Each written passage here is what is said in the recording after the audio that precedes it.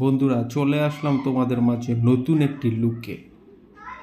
ধরো, দেশে যদি সুষ্ঠু নির্বাচন হয়, যেখানে আওয়ামী লীগ, বিএনপি, জাতীয় পার্টি, জামাত এবং গণ অধিকার পরিষদ সব দল যদি অংশগ্রহণ করে এবং ভোটটা যদি সুষ্ঠু হয়, তাহলে গণ অধিকার পরিষদের রাশেদ এবং নূর এদের জামানত হারাবে।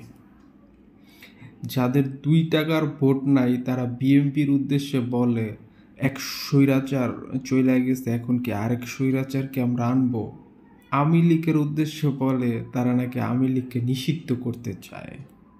জনগণকে সিদ্ধান্ত নিতে দিন, ওনারা কাকে ক্ষমতায় আনবে। যদি বিএনপিকে ক্ষমতায় আনতে চায় তাহলে আনবে, আর যদি মনে হয় যে না, আওয়ামী লীগকে আবার ওনারা ক্ষমতায় দেখতে চায়, তাহলে তারা সেটাও করতে পারে। কিন্তু আপনার উচিত এখন নিজের এলাকায় যে ভোট বাড়ানো, নাহলে জামানতও থাকবে না।